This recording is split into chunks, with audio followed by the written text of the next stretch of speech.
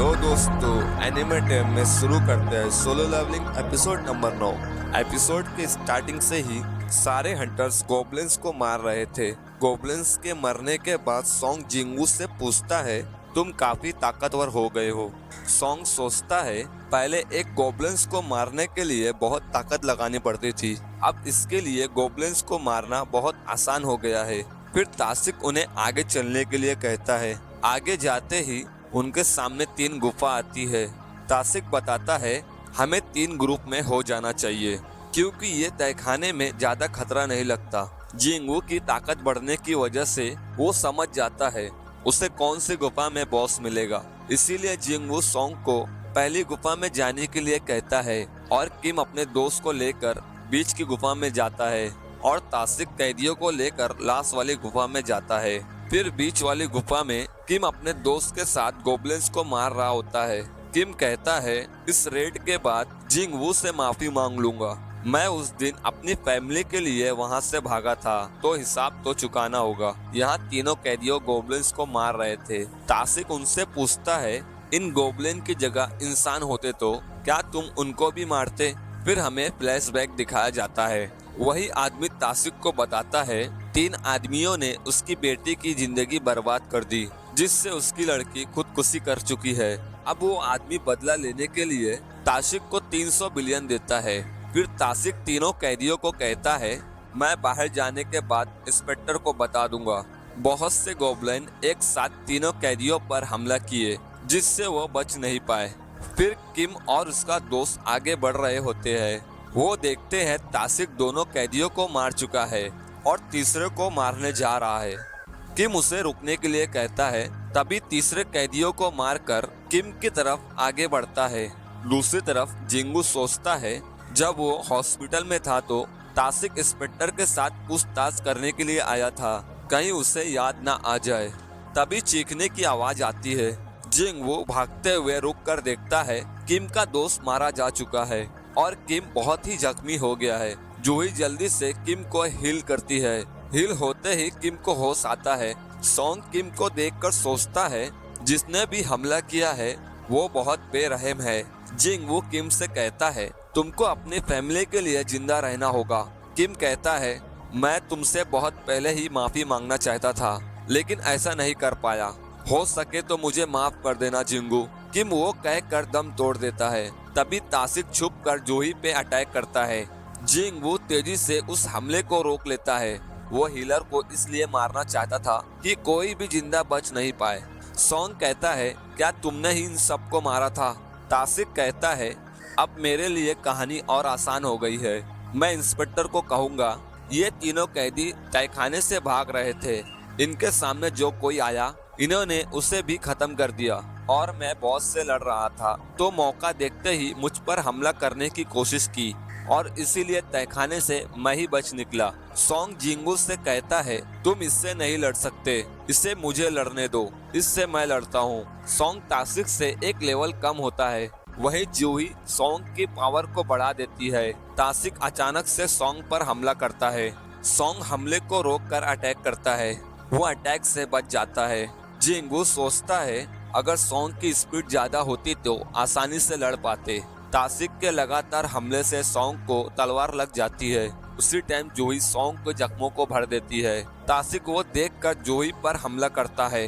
Song तेजी से आगे बढ़कर उस हमले को रोक देता है। तासिक पीछे हटकर अपनी रफ्तार बढ़ा देता है। उसकी स्पीड ज्यादा होने से सॉन्ग जख्मी होने लगता है।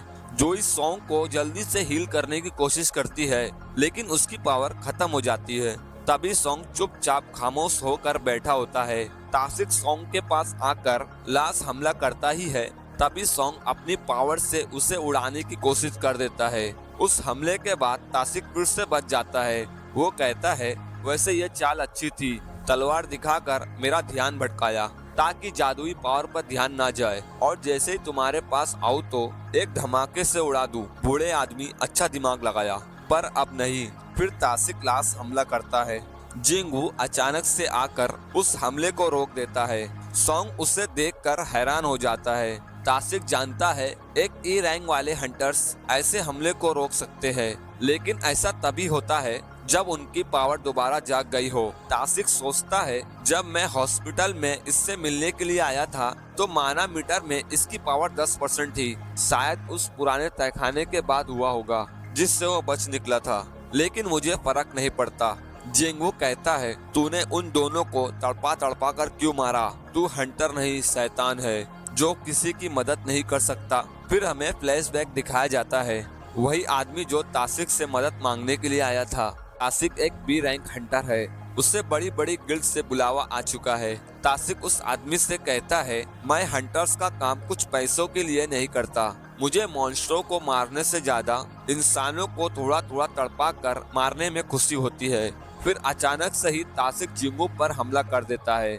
सोंग जूही उसे लड़ते हुए देखकर हैरान हो जाते हैं। तासिक जिंगू से लड़ते हुए सोचता है, इसकी स्पीड मेरे से सेम है, लेकिन मैंने बहुत सी लड़ाई करी है और इसीलिए मैं आसानी से मार सकता हूँ। तासिक लड़ते हुए जिंगू पर धूल उड़ाता है जिससे उसकी आंखें बंद हो जाती है और तासिक का वार लग जाता है। तभी जिंगू के सिस्टम को पता चल चुका होता है। सिस्टम जिंगू को इजाजत दे देता है उसे मारने की। जिंगू की स्पीड थोड़ा और बढ़ जाती है। फिर तासिक के हमले से पहले जिंगू अपना वार कर देता है। उसकी तलवार का जहर तासिक के आंखों में पहुंच जाता है। फिर तासिक भी अपनी पावर का इस्तेमाल करता है और उसके अंदर का जहर का असर खत्म हो जाता है और वो गायब होकर जिंगू पर लगातार हमला करता है।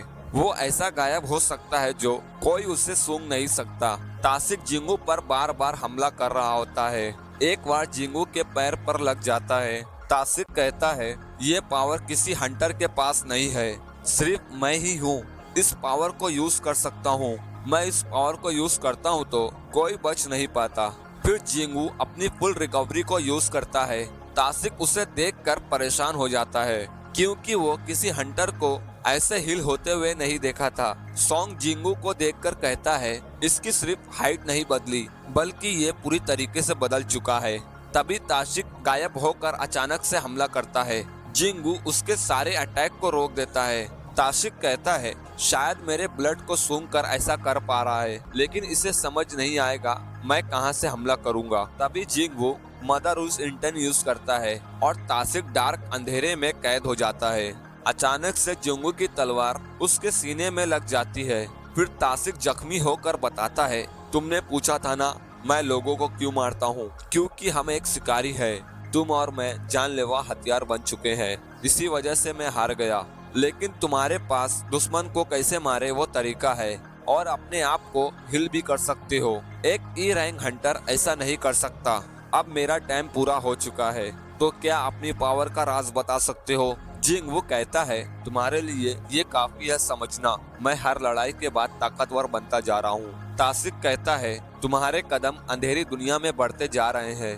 ये दुनिया तुम्हें पावरफुल तो बनाएगी, लेकिन ये बात जरूर याद रखना, इस दुनिया में जितनी खुशी मिलेगी उससे कई ज्यादा छीन भी जाएगी। जिंगू सोचता है, ये बात तो सच है, मैं बहुत पावरफुल तो हो गया हूँ, लेकिन अब वो खुशी नहीं रही। फिर जिंगू सोंग जूही को बाहर जाने के लिए कहता है क्योंकि वो बॉस को अकेले ही संभाल सकता है। यहाँ जिनचुल उसी तहखाने के पास पहुँच जाता है। उसे पता चलता है तासिक ही था, इतने दिनों से लोगों को मारता चला आ रहा है।